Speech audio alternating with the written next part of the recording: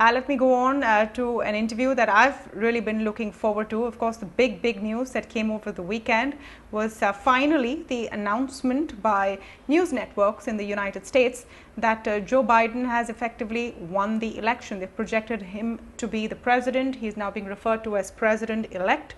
What does that mean for America, for the world, and for India?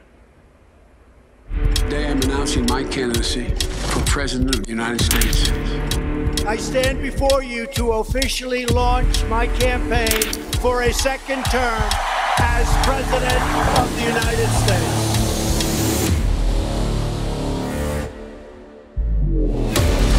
We're in a battle for the soul of America.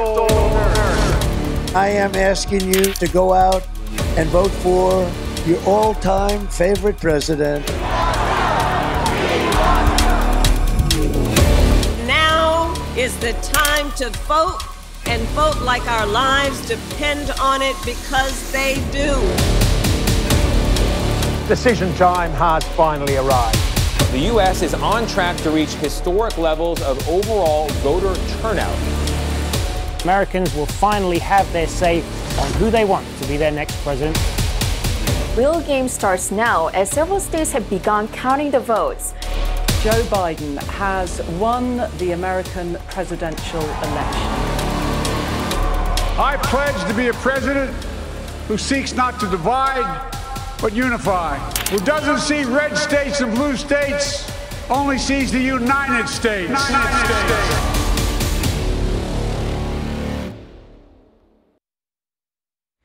My next guest on the show has been an important bridge, I would say, between India and the United States, especially on the trade and commerce front.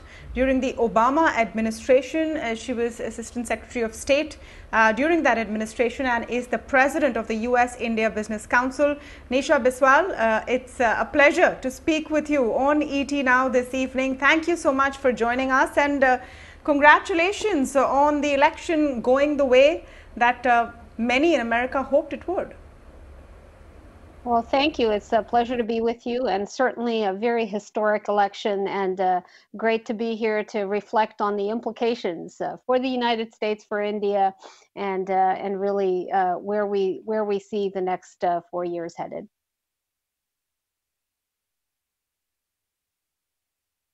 So let me just jump in, Nisha, especially when it comes to India. Now, the Trump administration for India was a bit of a mixed bag. On the face of it, there was a lot of bonhomie between President Trump and Prime Minister Narendra Modi, a lot of great photo ops, but no real movement on things like a trade deal, and sometimes a bit of rhetoric, which turned into sanctions, a withdrawal of GSP benefits, etc. Is the reversal of this policy likely to be on the agenda of the Biden administration? Well, let's take a step back here for a second.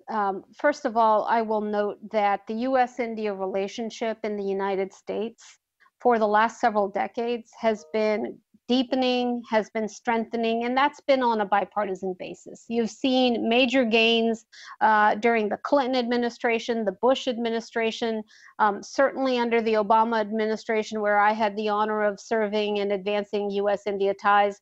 And you've seen some very important gains during the Trump administration as well, including the 2+2, the Quad, and you know, the availability or making available, you know, access to advanced technology and such. The economic partnership, the trade relationship, has also been growing. We're at 142 billion in two-way trade.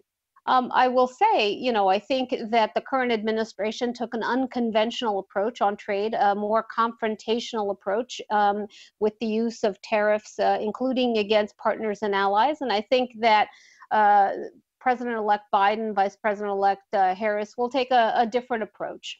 As we look at a administration focused on rebuilding America, the American economy, we know that the American economy is very much tied to the global economy, global supply chains, and trade is going to be important. India is also very much focused on rebuilding the Indian economy and making India more attractive for supply chains to migrate, for investment to come in. And there's a tremendous opportunity for the United States and India to work together, to advance trade ties, to look at some major areas of convergence in the trade and economic partnership, including the digital economy, including the growing energy partnership, and certainly collaboration on health as we look to the COVID vaccine and the need to, really scale up research and development, but also manufacturing and deployment of that vaccine, and India will play an important role. So I see a lot of opportunity in the incoming administration for U.S.-India ties, trade ties, to grow and to go in a positive direction. Sure, but Ms. Biswal, what you've described is also part of the concern that the U.S.-India relationship, as far as trade is concerned, has been on sort of autopilot. It doesn't really tend to matter who is in the White House. But then the pace has also been that slow.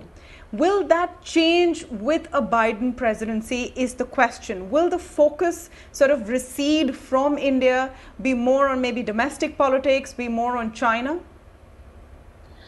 I think that India is such an important and consequential country on the global stage, on the strategic side as well as on the economic side, that the U.S. is going to want to engage in a deep way. As I said, I think that the recognition of the importance of India as a democracy, as a country with a like-minded strategic view of the world, an adherence to a rules-based order, as well as shared focus on things like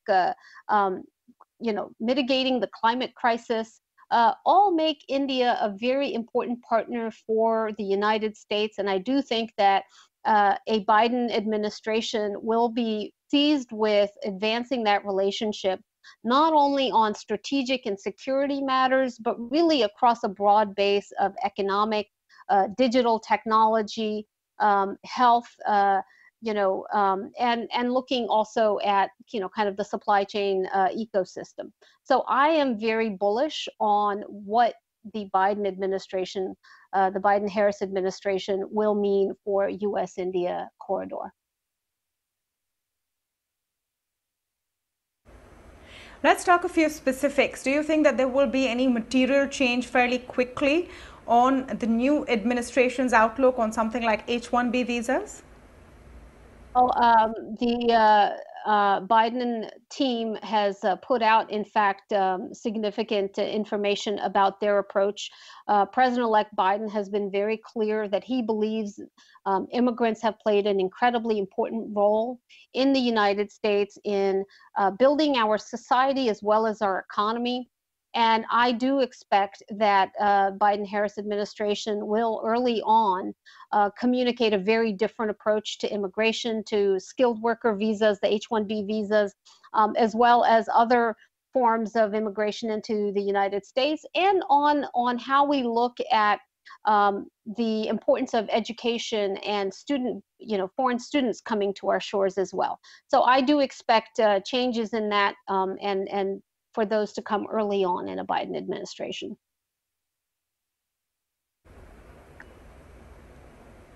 Let me also ask you specifically about three pain points in the trade relationship right now. One is India's data localization policy, which is sort of a red line for us.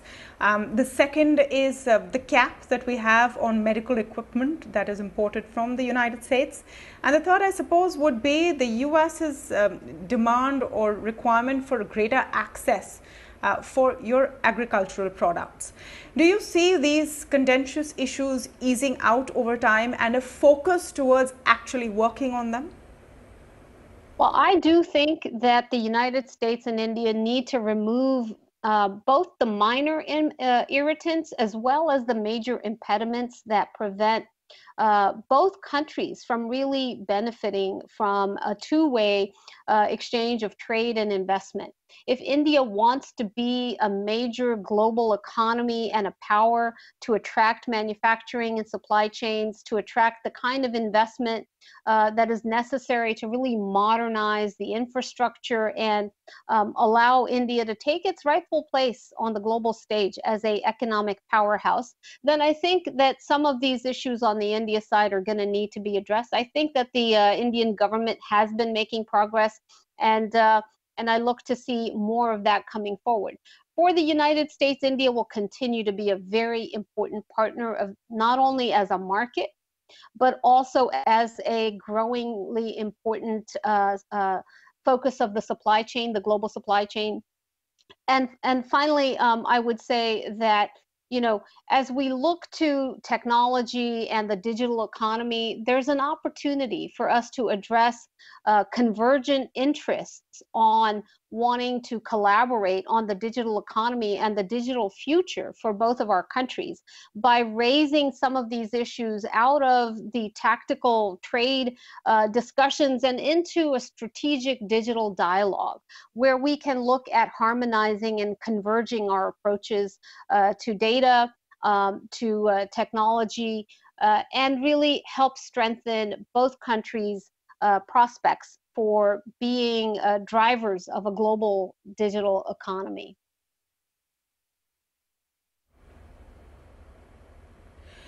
What do you think are the major impediments to a trade deal right now? Well, I mean, look, let's be clear here. The trade deal is under discussion in the current administration is a mini deal really aimed at a couple of key areas of market access on agriculture, of addressing the price control policies on medical devices, ICT tariffs, and then you know, on the U.S. side, really addressing the steel and aluminum tariffs and addressing the GSP benefits. But what really we should be thinking about, and I do think that we should try to get these issues cleared and out of the way. But I really think what we need to focus on the economic partnership is, where do we want to go? I think we need to be each other's strongest and best partners, and that needs to go in both directions. And the reason I say this is the United States wants to see a rising India. It wants to see a strong India, and that includes as an economic power. U.S. investment plays an incredibly important role in India's rise, and U.S. technology as well as wanting to see more and more Indian investment into the United States. You see states in this country, conversations that we've had with state governments, Colorado and California to New Jersey and New Mexico and Arizona and Texas, and, you know, increasing appetite in the United States to engage with, to partner with India, to welcome Indian investment into the United States. And so I do think that for both countries, it's important to raise our ambitions beyond the mini deal that was under discussion and say, how do we really align our approaches on trade and economy to unleash the real power and potential of the U.S.-India corridor? And that's what USIBC is going to be focusing on as we look to priorities for the incoming administration.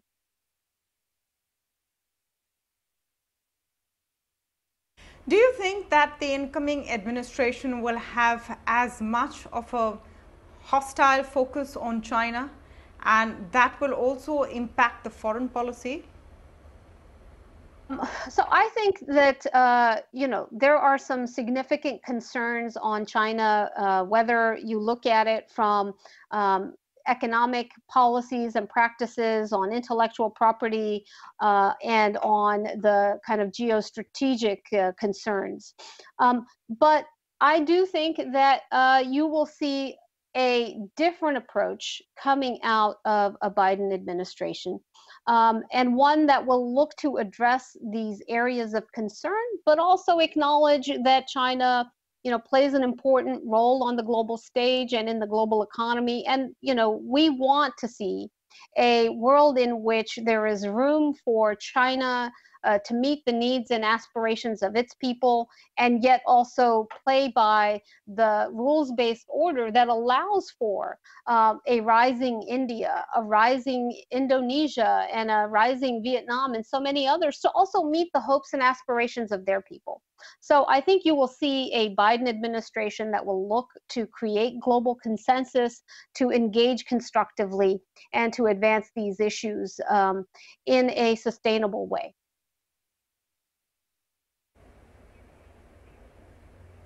You know, one of the concerns that has been voiced here in India by a section of the commentariat is what the Biden administration's outlook could be on issues like Kashmir. This is based on statements and commentary that has come from the Democrat side before the election actually took place. Do you see this as a concerning area to the relationship? You know, we have a very broad-based relationship. And within that broad-based relationship, there is room for areas of convergence and room for areas of divergence and room for dialogue on those issues.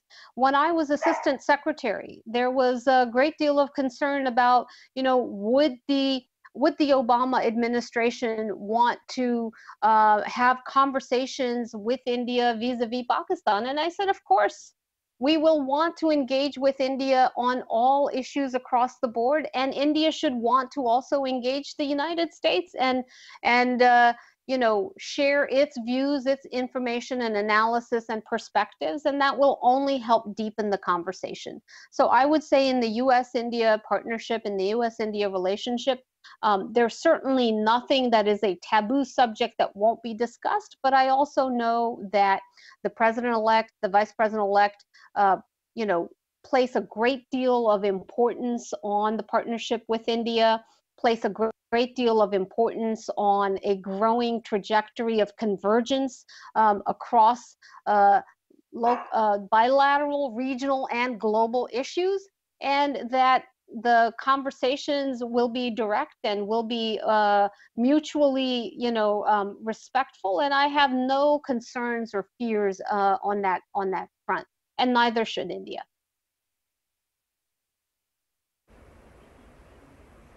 You know, I have to come to you on the Indian-American Connect, and obviously everyone's very excited about the fact that the Vice President-elect Kamala Harris is a woman.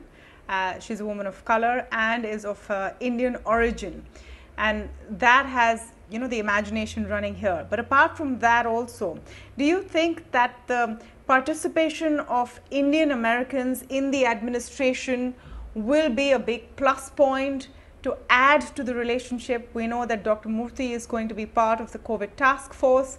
Perhaps you will be playing a very key role as well.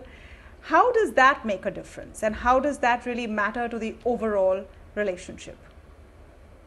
Well, you know, listen, successive administrations have drawn upon the talent and the skill of a diversity of Americans. Indian Americans have been certainly at the leading edge of many of those opportunities, and that is both a reflection of the talent and skills within the Indian American community, the focus on public service, and the political activism and engagement.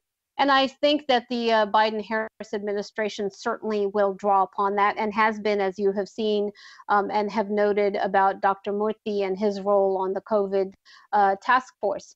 I also think that, you know, the importance of U.S.-India ties are at this point, you know, once upon a time in, you know, decades ago, it was in fact the Indian American community that was the galvanizing and mobilizing force in trying to advance the U.S.-India relationship.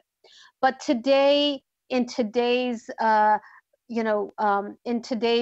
discourse, India is such an important partner. India is such an important player in its own right that certainly the Indian American community is a strong advocate, but it is not the only advocate for deepening U.S.-India ties. It is well understood across policy across the economic and across the strategic space in the United States, why these ties are so important. So I look forward to seeing more Indian Americans in important positions, but I also recognize that U.S.-India ties are on a trajectory that, in my opinion, is irreversible in terms of becoming each other's most important partners. As President Obama said, in the last administration, the defining partnership of the 21st century. And I think we are seeing that trajectory continue apace. Absolutely. Well, thank you, Ms. Biswal. Pleasure to speak with you, and best of luck. Thank you so much. It was wonderful to be with you today.